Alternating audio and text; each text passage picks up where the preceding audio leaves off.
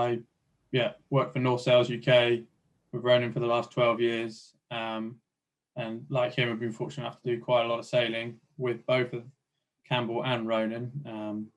So hopefully we'll be able to pass on some of that knowledge on to you guys. So I'll let Campbell introduce himself here.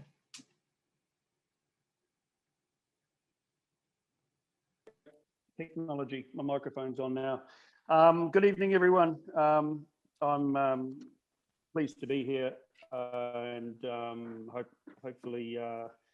hopefully we can have an informative session working through some of the new elements of this upcoming Fastnet race and what it means to everybody in terms of their sales and sale plans and stuff. It is interesting. We've got quite a bit of information to go through over the next hour, so we're not going to go into too much depth, but as Ronan mentioned earlier, I think, we've all got the opportunity to get questions down, and then also you'll have contact details for everybody towards the end of the session. So we're happy to help out post session if you like. Back to you, Pete, for a second. Yeah, so just as an overview, what we're going to go through, obviously we've Campbell has run the data for August for the last 10 years around what is the new Fastnet course. We've got an overview of the new section with the last 95-mile section into Cherbourg. On a les participants. Looking at this, Et on a le son. looking at the data and what this means for sales, sale plans, and another big thing we're looking at in 2021, there's been a quite substantial change to the IRC rule when it comes to reaching and running sales, and options you have to improve that area and what that means for your sale plan and the boat potentially as well. So let's just get into this. Right, so some of you will be quite familiar with some of the statistics or some of the views of these optimizations with the time on distance run that Rourke ran, excuse me, in conjunction with Ian Moore. Our analysis comes out with some very similar results. However, I have done it slightly differently. I've used, instead of using the GFS reanalysis data, excuse me again, I have got the, I've taken the European model analysis data from 2000 to 2009 to 2019.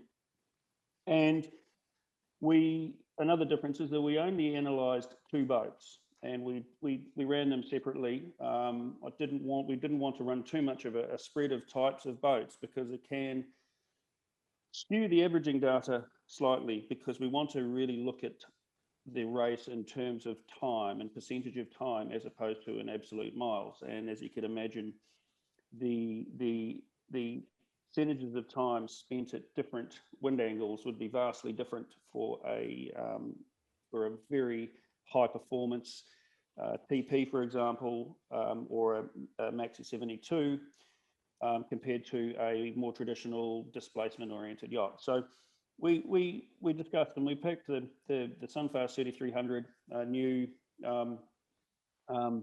the new boat being coming into the market now with quite a good power to weight ratio, if you like, quite a powerful hull form, and the J122 is probably a slightly less extreme performance curve, but still a very good competent boat. You can see you can actually see some of the differences between the 2 boats purely by looking at what the fastest, the average, and the slowest runs are for each of those boats. The biggest delta in terms of elapsed time for those 2 boats is in the fastest routes, and you can safely assume that those fastest runs would be in the higher wind strengths and probably with a significant amount of reaching, because the distance sailed is a lot less. So you can see there straight away that there is quite a big difference probably in those windier races. The average runs, again, there's there's a slightly less delta between those two boats, and then the slow runs, the slowest runs between each of those boats, you're basically in more in displacement mode. All boats go the same speed and no wind is usually a pretty good analogy. You can see there are some extremes in the routing options across those across the two runs. So because what you do get is you can get some significant outliers, and those can go through and affect your averages. But as we look at we're going to go on to the next slide in a minute, but once you start looking at the next slide, not yet, Pete, you'll start to see how some of the results can be a little bit skewed by the outliers. One important thing to look at when you are looking at these runs is you have to be quite clear that what is happening is we're not looking at the previous 10 years and then having some probabilistic outlook of what we should see in the next race. This is just purely run independently or discretely on each of the years with a reanalysis file, starting at exactly the same time of year. So we can't really draw any conclusions of what we can expect in the future. If we step forward now, sorry? Not sure really worth it if you can't look into the future there. Yeah. What we've got here is a quick breakdown of statistics. We obviously get a lot of information come out when we do these optimal runs, and it's nice to break it down into something a little easier to understand. And I know there's a common comment that the Fastnet race overall is a windward-leeward race. Well, if we break it, if we back our way out of considering windward-leeward to be one element, we've got 1/3 of the race is upwind, 1/3 of the race is reaching, and 1/3 of the race is running or sailing with soft sails.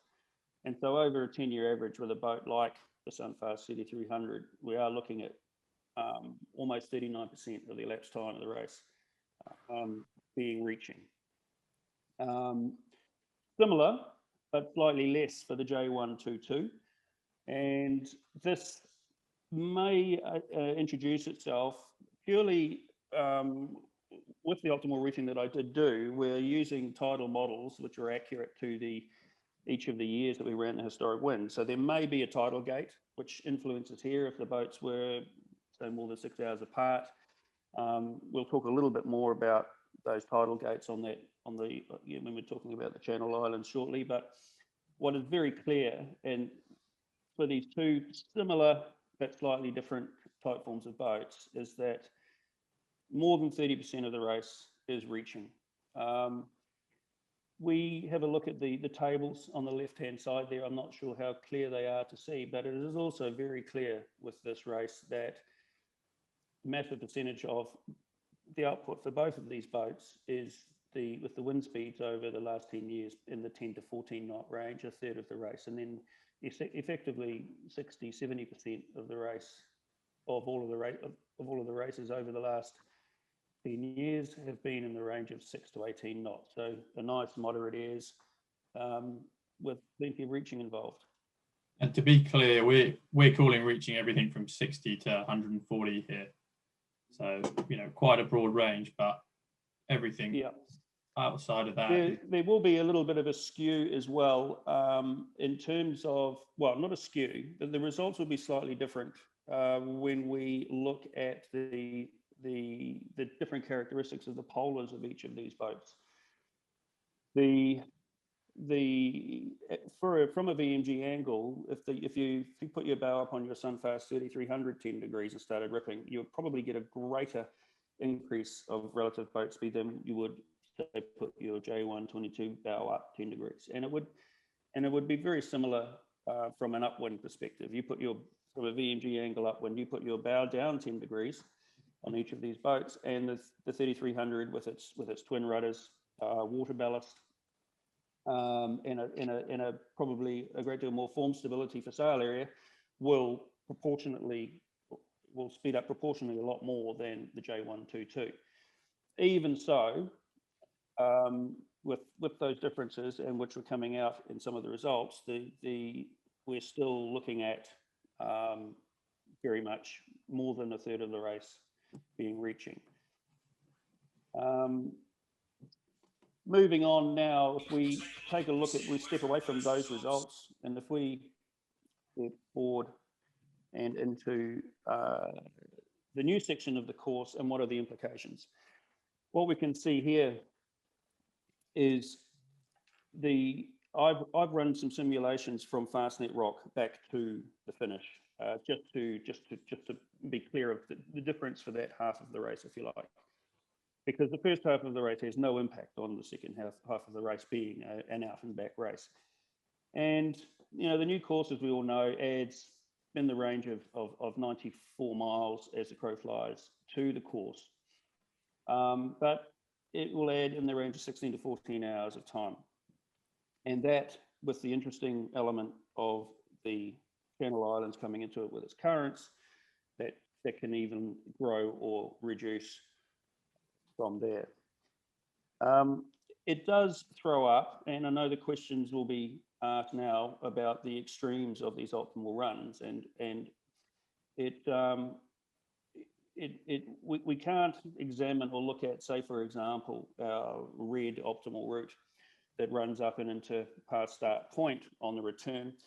We can't look at it independently as an option for the year that was run. We start seeing extremes like this when there are quite stable weather features, where this optimal route sailing up around the north of the Cascades might only be 2 or 3 minutes faster than sailing a lesser distance and more direct route. But in saying that, it might be coming up with a solution if you're facing your arrival time down near the Alderney race and getting around into the finish through pushing current. It may have driven you out. The optimal routing would drive you out to those sorts of extremes. And similarly, if we look at the extra distance sailed by the two routes, the two optimal routes which are sailing south of the Scilly Isles TSS, clearly they are sailing, at first glance, it looks like they are sailing much greater distance unnecessarily, but we'd need to analyse why those routes are being proposed, because there may be an element of better pressure in the south further down the racetrack. But then again, also looking at those routes, they are essentially VMG dead downwind, so those miles are going to be sailed anyway by driving back in and sailing in the shorter distance through the Cascades. So these routes tell us all of the potential options that might present themselves, but they do have to be taken with a bit of a pinch of salt, because we need to examine what the sensitivity of each of these optimal routes is. You could well imagine that the majority of the fleet are going to probably be sailing what you already imagine as being a kind of a conservative route and shortest distance possible. But in these outliers kind of do have to be examined. And so it creates some interesting questions, and it sort of challenges a conventional thinking of just sailing the shortest distance that you can to get to the finish. What would what would make you look at these options, Campbell? Because looking at them here, well, some of these you have to start taking these options quite seriously. It would very much depend on a significant shift or a significant change coming through the course. You would have to analyse the risk reward involved. You'd be also monitoring your fleet and your competition and those that have gone through before you. I think it would probably be, without thinking about it too hard, I would say it would be a very high risk or high tariff decision to make the call to go the northerly route from a third of the way along the leg from the Scillies, based on your anticipated arrival time in through the races and the currents around the Channel Islands. Because one thing is sure, that you never optimally sail to your boat's optimum performance level 100% of the time, and the weather forecast is never 100% accurate 100% of the time. It's just that, it's a forecast. Now, actually, in saying that, there was one quick element that I omitted to mention earlier on, which is very important if you go back and have a look at some of this information that is presented earlier on with some of the statistics, is the polars that we use to run these optimal routes.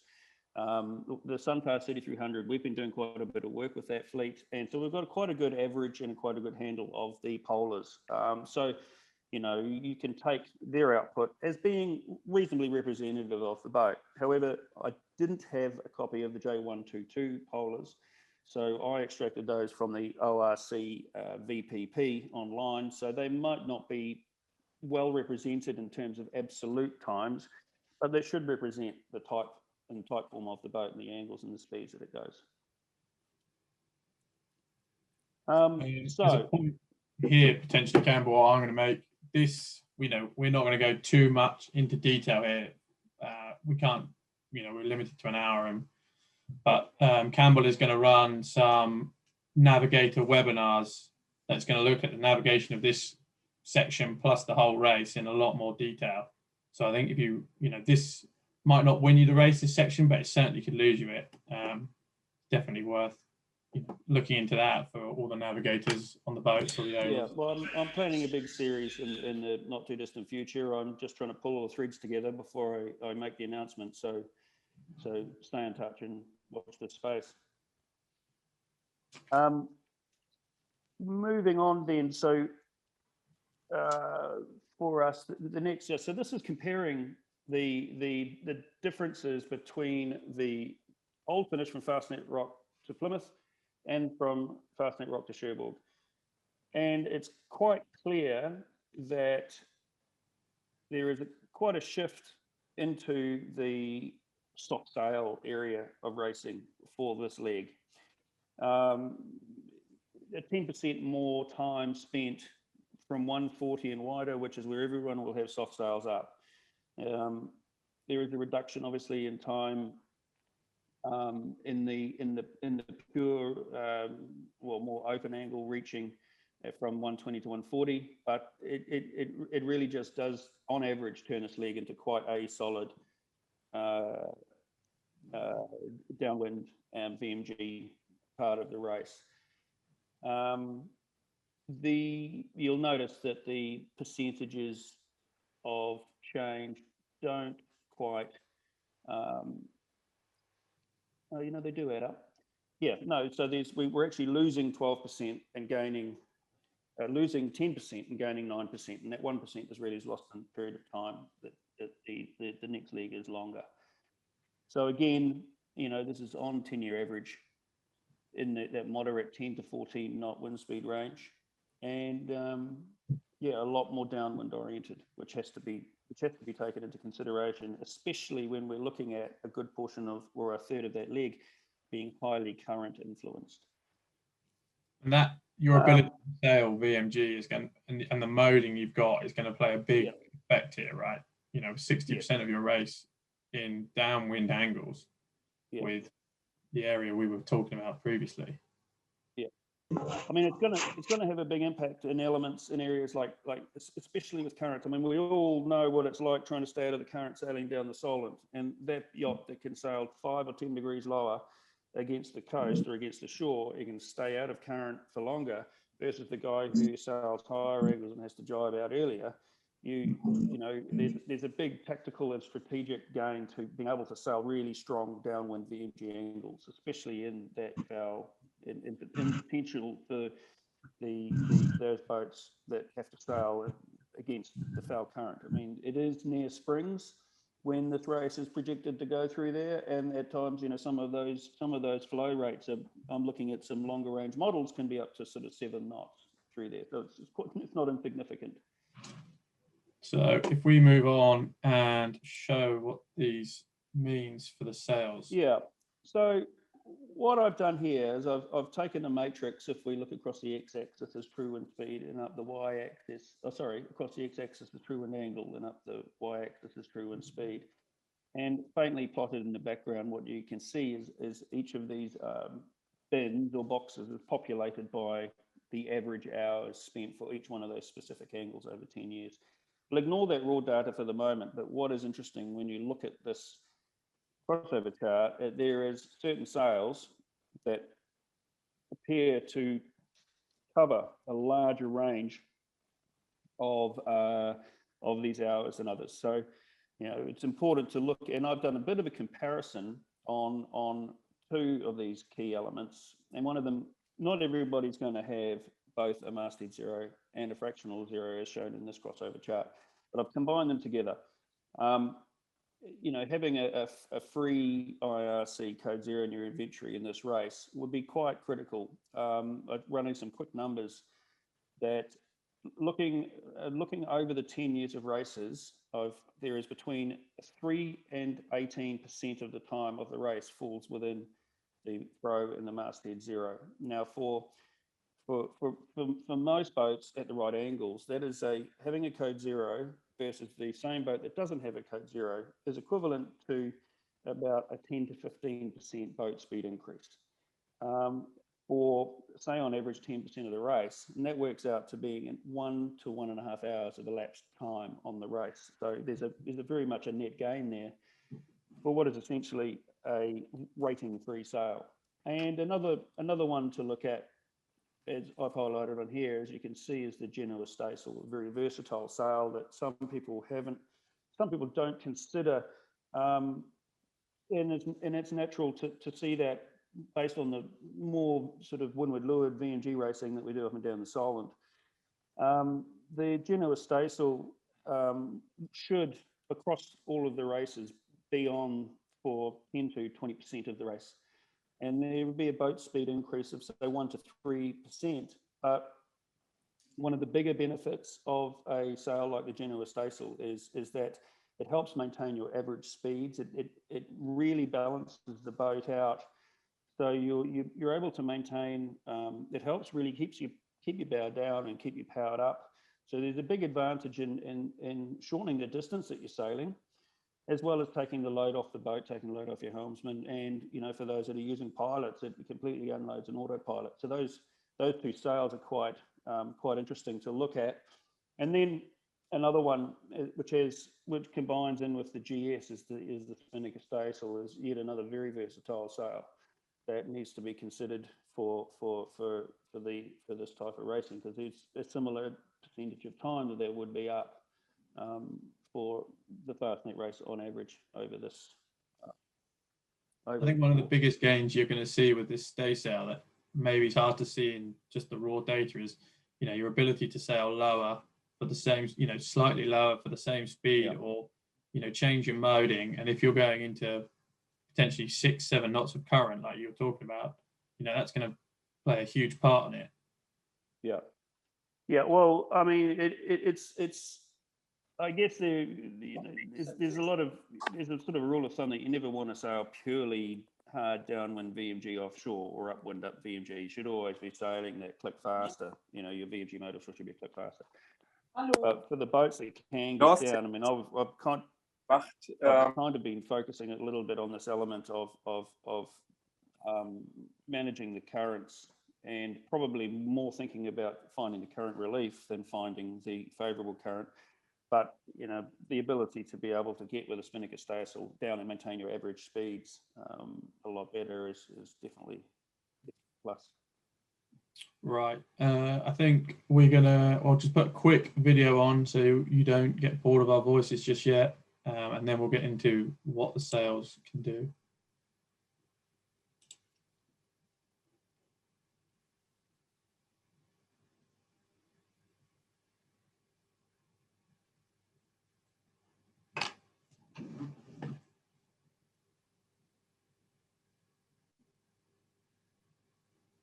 So guys, while it's quiet in the background and you're watching this video, there's quite a lot of good chat coming through. I've been doing my best to answer some of the questions. As you can imagine, some of those questions were pertinent to Campbell, who was talking, so hasn't been answering them. But as I said earlier, we have a recording of all of these questions, and we will do our best to get to as many as we can during the talk, but we will get back to anybody after.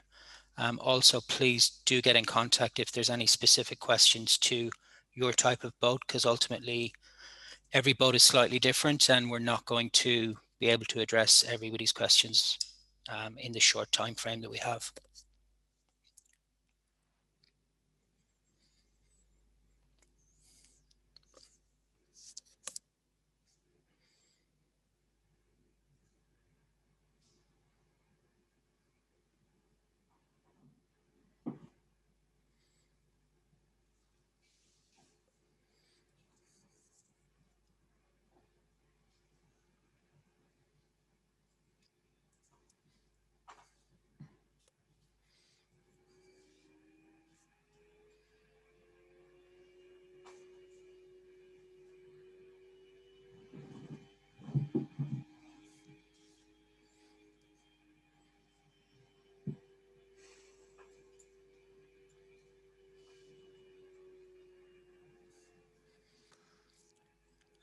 So this video is just a nice clip of different sails that we think are appropriate to the conversation and ranging across a number of different boats. This particular boat here, Whooper, is a very successful IRC boat in the Solent. Laurent Giles from memory, and has cleaned up in most IRC events it's done.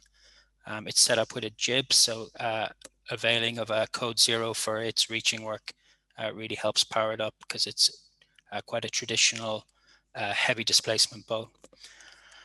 So after that video is played, if we move on to the reaching options that are available to us, we're going to break it up into two different scenarios, reaching options that are rating free as such, and then reaching options that are going to cost in rating.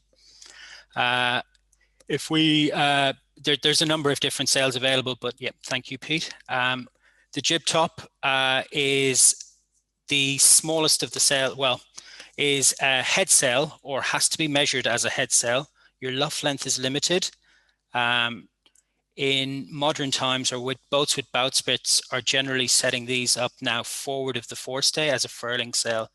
It greatly eases the handling, reduces the cost for changing from your traditional upwind head sail to your jib top. So, and also has the ability, which you'll see in some further pictures, that it can be set up either double-headed or triple-headed, along with the Genoa staysail that you see here in the middle picture.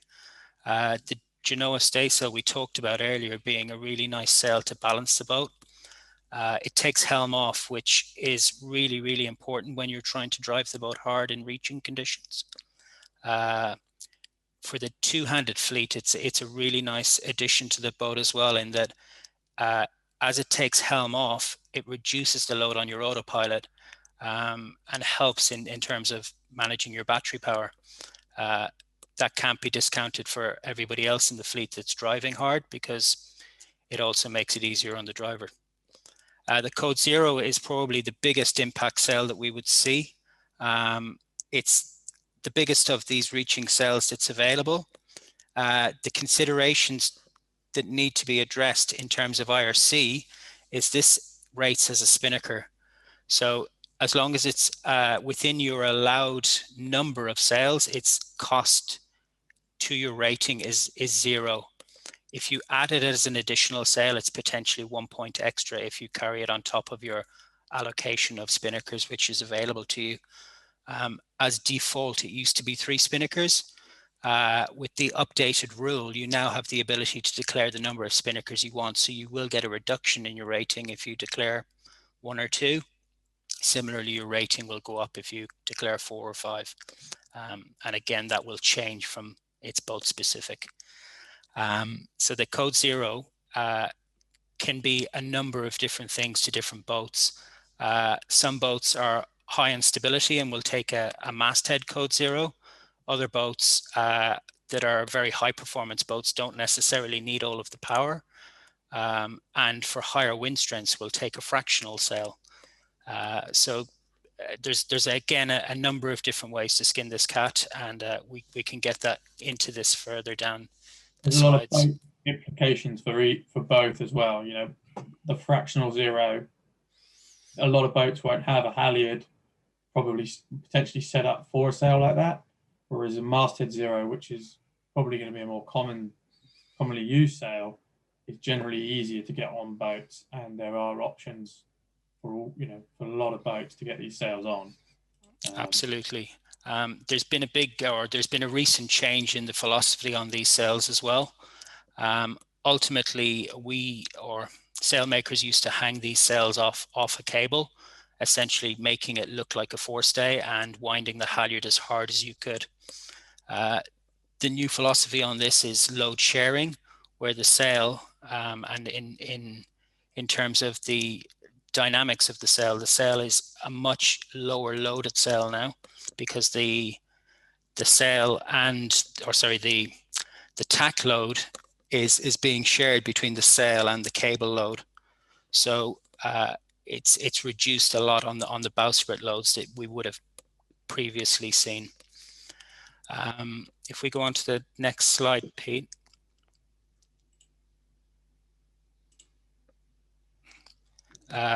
One of the beauties of this Code Zero is it's also needs to be balanced.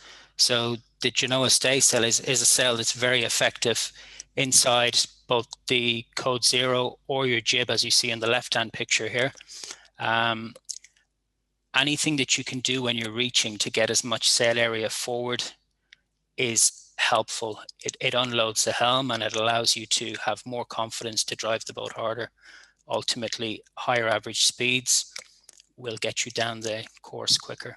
I think the other big thing with the GS is the massive range it has for what is free on your IRC rating, and also, you know, it's a relatively light in the bag, so even when it's not up, it's not actually hampering your performance, you know, as much as potentially another sail downstairs in its bag would be doing.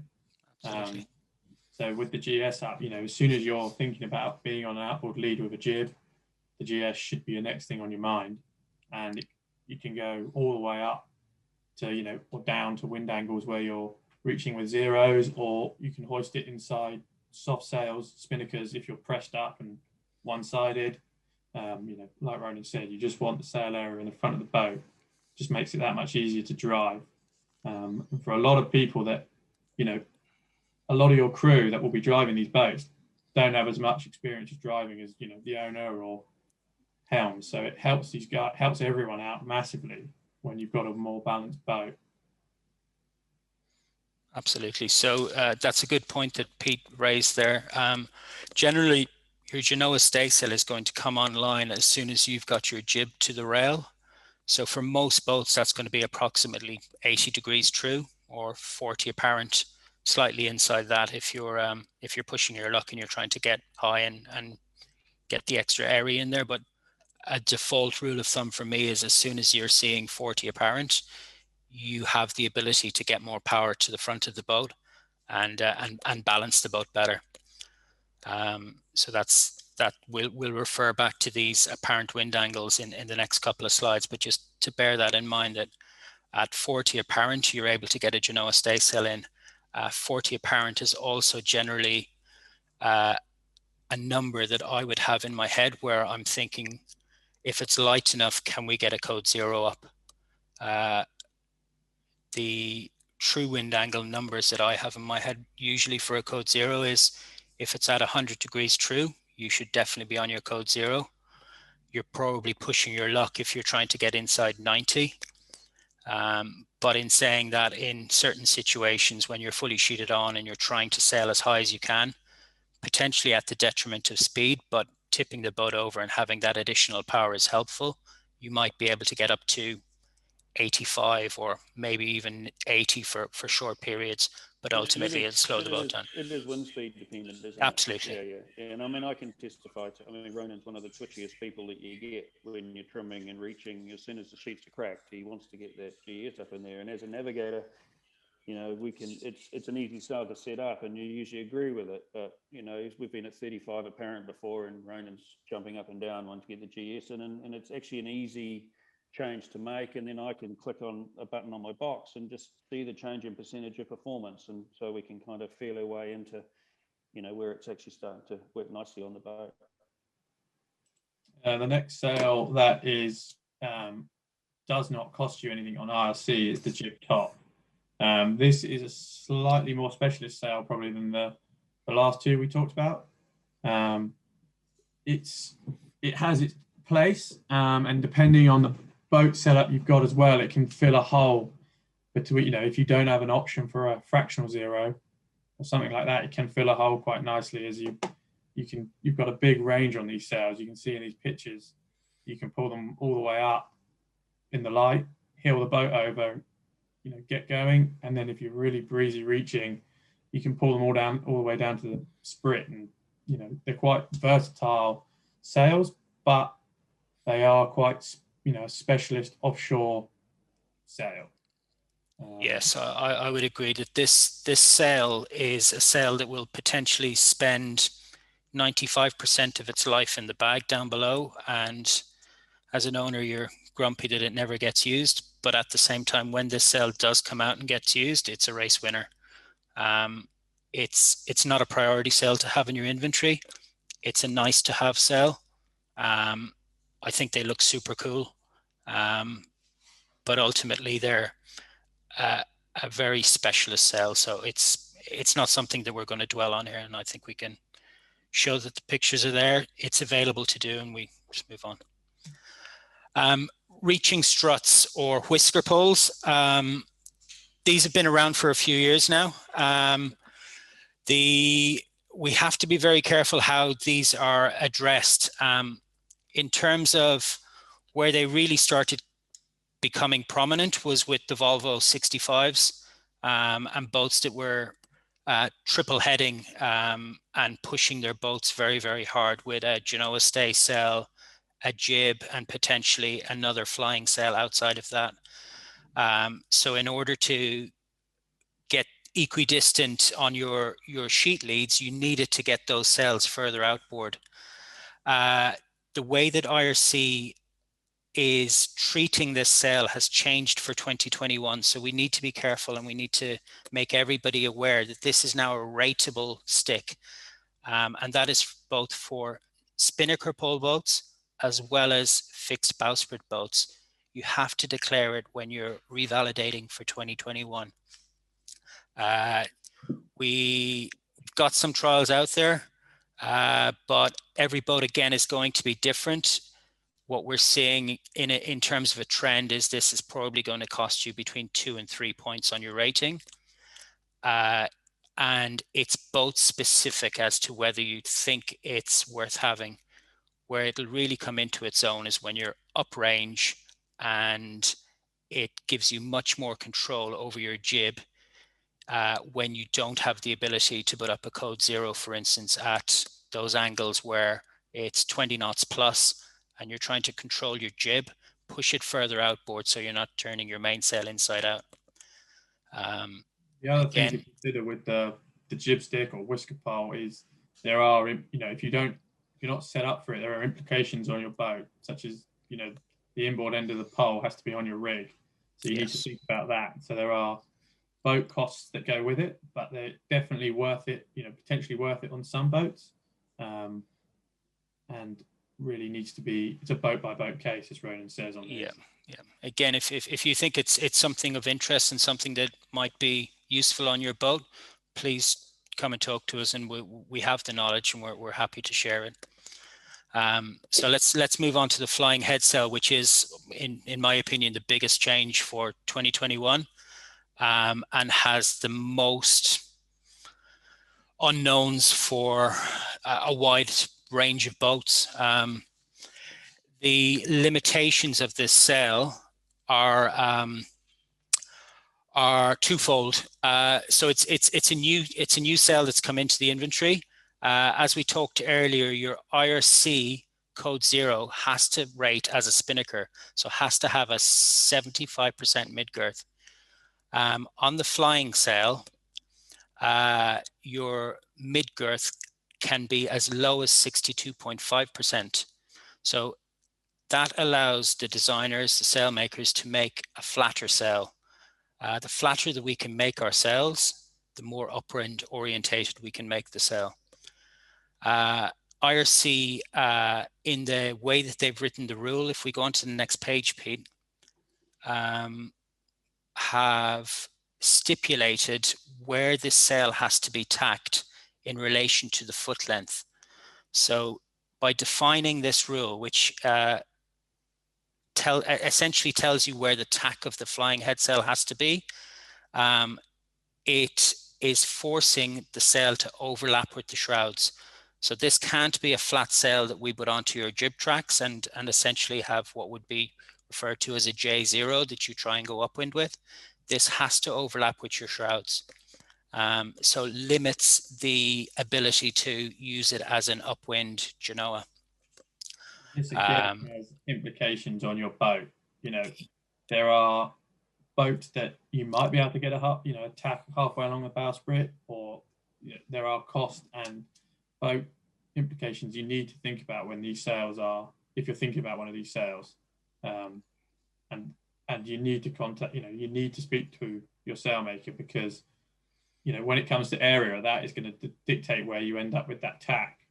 So it's absolutely. So we'll get on to in the next couple of slides. We'll see some options, but before going there, one of the things that we have to be aware of as well is this is a self-policing rule. Most boats, if they decide to get this, will have to tack this sail to a specific point on their bowsprit, which will potentially be halfway along it. It cannot be put onto the end of the bowsprit, because then it essentially is illegal. So it's a gray area. It's new to everybody. It's not that anybody is going to do it, but if they do it, I would imagine it'll be by mistake rather than for any other reason.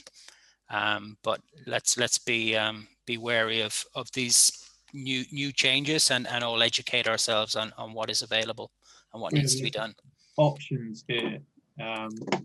We've obviously been referring a lot to Sunfast 3300 and J122, but we've done a project and looking in here onto an IRC52, but this just gives you an idea of the range of sails. This is a jib top, rated as a head sail, like it says here. Can't be any bigger on your luff length or area than your largest head sail. This can be, sheeted or tacked, sorry, at the end of your hull, bowsprit, all the way. Another not new sail. This is a standard code 0, rated as a spinnaker. And then these three options here are the range that you can fit, or options with the flying head sail, ranging from 91 to 131 square meters, and all of that has an effect on where you tack it, and the range and the areas you're actually going to be able to use these sails in. Yeah, so I suppose if we just look at these particular three sails in the middle, if you're just looking at the image, you would imagine that the one on the left, being the smallest, flattest sail that we can make, is going to be the most upwind orientated sail we can make for this boat. The limit again is the clew of the sail has to overlap with the shrouds, so therefore that's going to limit how high you can get. But we, as a sailmaker or as a designer, would endeavor to make that as flat as possible.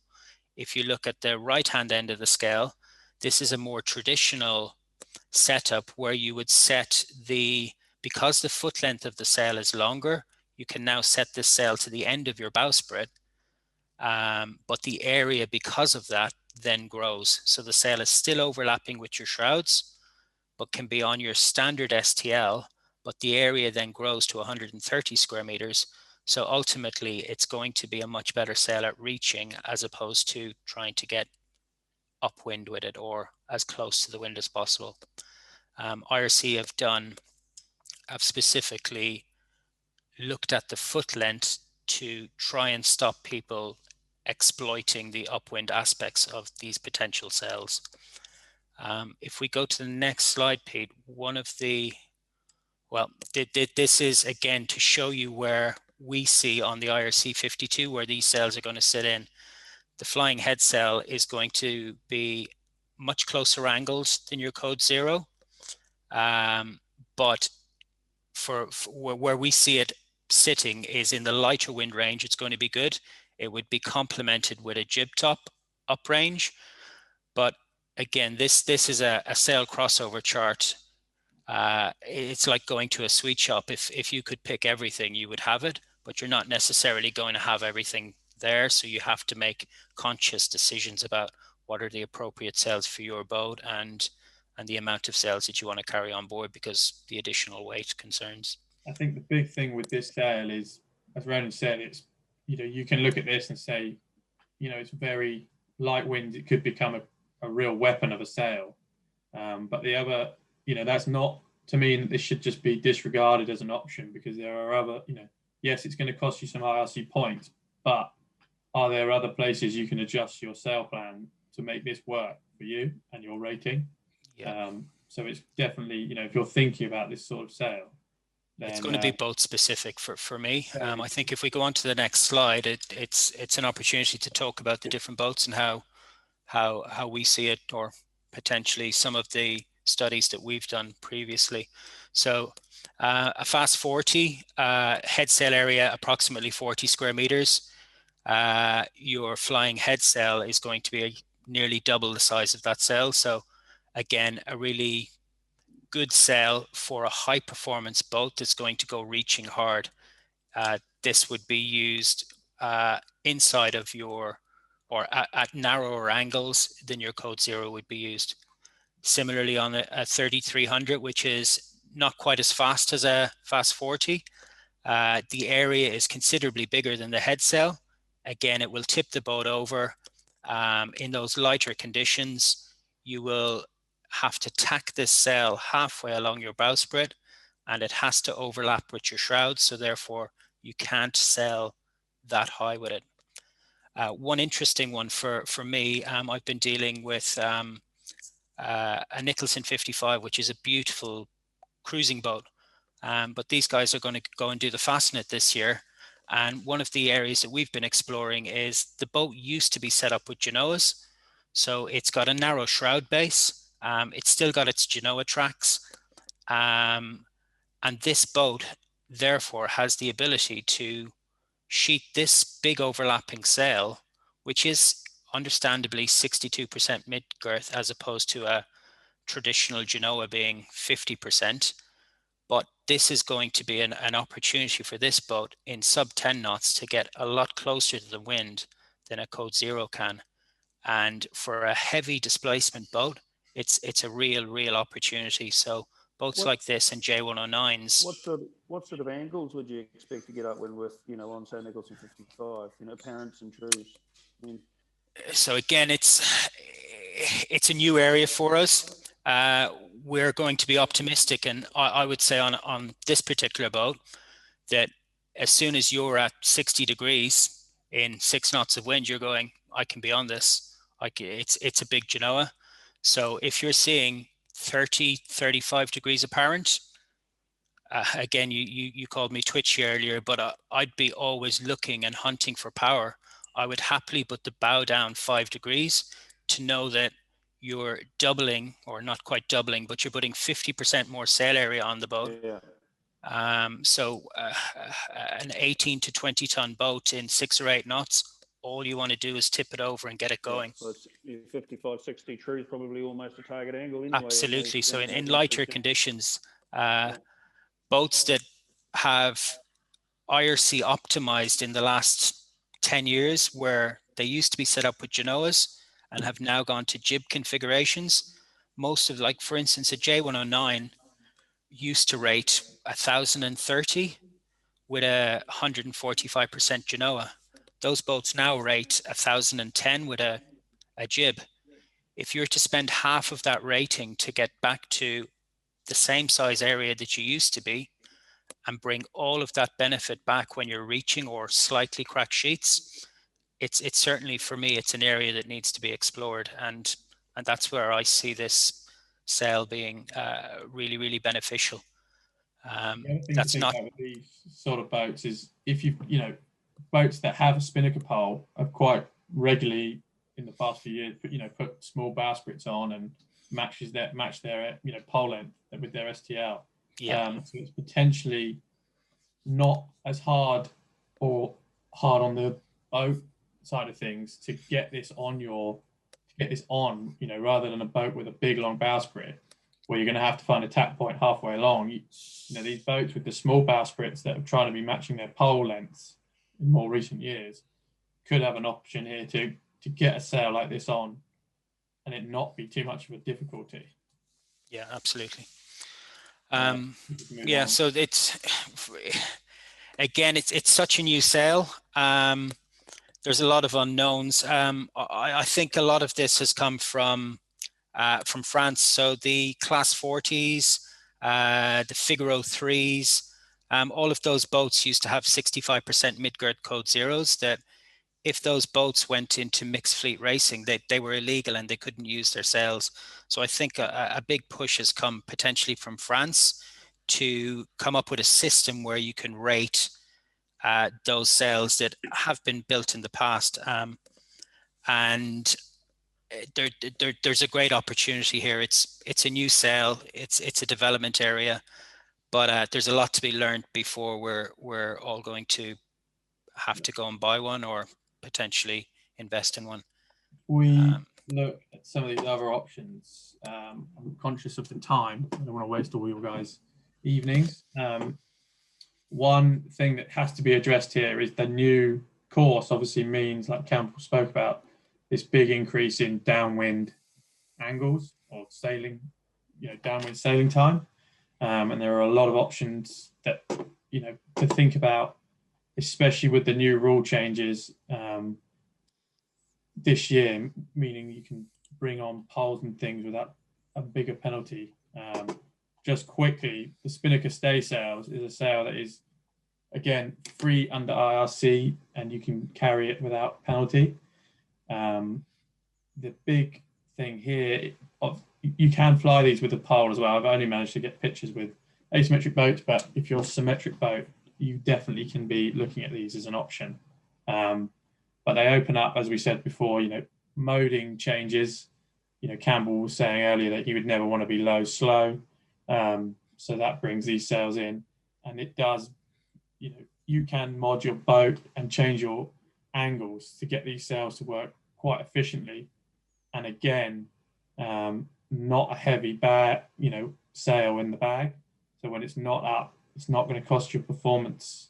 It's not too costly to have it sat down below for the times you're not using it. Yeah, they're not expensive. And again, just going back to it's the average speeds that these contribute to, especially over a coastal or a longer race. If you've got 6 or 8 hours with your spinnaker stay sail on, your average speeds are going to be high. You won't notice it on the dial on the day with an instant change, but over time they make a big difference. One thing to be aware of here is something that Ronan actually said to me today is, these are very, very good. They are useful sails. But if you get one, you need to just keep your trimmers honest and remember that the spinnaker is actually the bigger, more important sail here. So don't get distracted or, concentrate your whole time on nailing that spinnaker staysail trim when, there could be 5%. You need to look at the big picture. This is potentially a more this is a change that IRC have brought in and potentially more sort of current than the so this is a big one for me, and I think this needs to be considered and needs to be addressed for quite a lot of boats, particularly for the new course. You're going to spend a larger percentage of your race downwind now. The extra 94 miles of the race that has come is, on average, or what we're seeing is it's more than likely going to be at VMG angles. So considering adding a spinnaker pole to your boat if you don't already have one, or changing your configuration from asymmetric to symmetric, which in the past potentially was cost prohibitive in rating, because you had to declare your STL, which is your bowsprit length, and your spinnaker pole at the same length. So SPL in the 2021 rule is now a separate declaration to your bowsprit length. Again, it's going to be boat specific, but IRC is now a little bit fairer in understanding, or in penalizing you for having the ability to square back potentially an A sail, or putting on a symmetric sail onto a boat that is going to be sailing at deeper angles. One of the studies that we did at the end of last year, there's a 3300 in the UK that is going to go and do the transatlantic race. We did some testing, putting a short spinnaker pole on, easing the tack line on their current, not redesigning the sail in any way, but easing the tack line and squaring back their traditional A sail in order to give more projection. Yes, there is a rating consequence to doing this, but in the numbers that were run, along with the help of Campbell, it proved to be very beneficial at your VMG angles. The other thing with this as well, Ronan, is the poles make the sails potentially, you could make more versatile sails with this pole by being able to change the angle of attack, if you like, so much. You could potentially drop a spinnaker from your infantry and maybe save a point on IRC, if you're carrying above 3.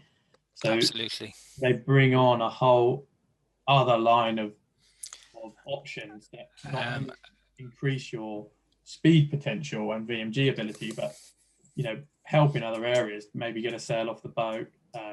Completely agree. And one of the things that I feel, and Campbell will hopefully agree with, is the Fastnet race for 2021 is potentially, well, you're not going to win the race at the Alderney Gate, but you're potentially going to lose the race. Yeah. Having the ability to sail low and slow to stay out of tide, or to get into a bay and not be forced to jibe out, it's something that certainly needs to be considered. We're not saying it has to happen, but we're just putting the ideas out there. There's changes to the IRC rule, and come and talk to us. We've got knowledge.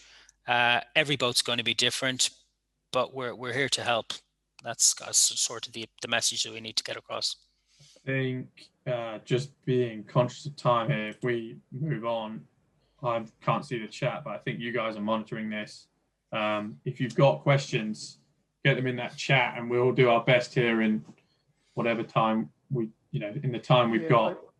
I think we've done a reasonable job of answering some of the questions which have been coming through in the chat room. If there are any, both Ronan and myself have been making our way through it. So if any new questions can be popped up there. Well, there was one here. I guess Ronan, it's back to you. I asked you the question about apparent wind angles for those 3 options for the flying headsails. I guess it's really, they're designed for different things, aren't they? Your 3 size options. The smaller one is designed for more open angle reaching, whereas the bigger, flatter one for lighter ears upwind style sailing. Again, it's going to change from boat to boat.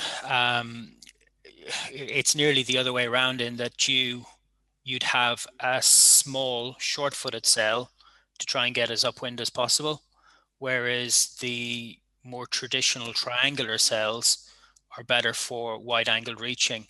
One of the things with the flying head sail as well is, should you have declared for having a whisker pole, you can use that whisker pole on a flying head sail, which you cannot use on a 75% Midgirt sail. So it gives a much wider angle of use for that flying head sail, and makes it a very, very effective power reaching, or even potentially down to wider angles like 140, 145 on the right type of boat. I mean, the one thing to note there, though, I think looking at the trials we've done, if you have a flying headsail and you turn the whisker pole or jib stick on, then you could be looking at, an increased rating for the pole. Yes, you're definitely going to get increased rating for turning a whisker pole on. It is boat specific, but there is a rating consequence to having a whisker pole. Yeah. Can you see the chat there, Roman? Yeah, I'm just reading through it as we're There's speaking. a new one on the bottom there about the summary differences between the cut differences between the SS and the GS. Okay, so the difference for me, and again, not being a designer, but a Genoa staysail is generally designed to sail inside a jib or a reaching sail. So it's a flatter cut sail that is traditionally sheeted relatively hard, whereas a spinnaker staysail is a lighter material in construction, but it is generally an eased sail. So the foot depth is a lot deeper. The head of the spinnaker staysail in shape is designed to be deeper because the sheet is eased. So in philosophy, it can be a bigger sail. Generally doesn't need to have a dedicated halyard because a spinnaker staysail will go off your jib halyard. But yeah, it's a deeper sail for wider angles, whereas a Genoa staysail is a flatter, more sheeted on sail. Hopefully that helps. One thing on that as well, I mean, obviously we're focused on the Fastnet here and the differences that does, but assuming a lot of the people on this talk are going to be doing the Rourke racing, Campbell and I have spent a season doing Rourke racing. I've done it on plenty of other boats, and the GS finds itself up an awful lot in a season. So it's not just, going to be useful for this race, but it's a very quick and easy sail to get onto. And it spends its, it definitely is worth having one of these sails if you're going to do a lot of these coastal offshore type sailing. So just reading again on the questions, Sigma 38 and one design rules. The implications or the sails that we've been talking about are IRC specific sails here. If within the Sigma 38 rule you're stipulated by an IRC rating, potentially yes, but if you're sailing to actual class rules, they would have to be considered over the IRC TCF or the IRC implication of the sail. The next one then is it better to declare an extra spinnaker or a fro stroke mow for your 2021? That all depends on your type of boat.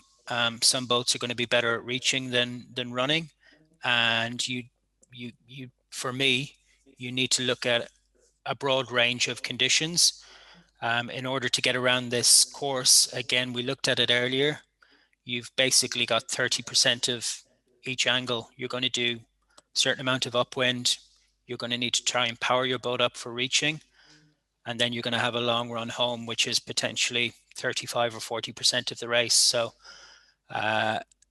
having a wide range of sails is important. I mean, I couldn't agree more there that, I think from a rating standpoint, you need to get all of the sailing, your downwind spinnakers, your spinnakers organised with what you want in the inventory, and it's worth the extra point every single day to add a Masthead Zero or fro to the inventory for the race, because they will be used.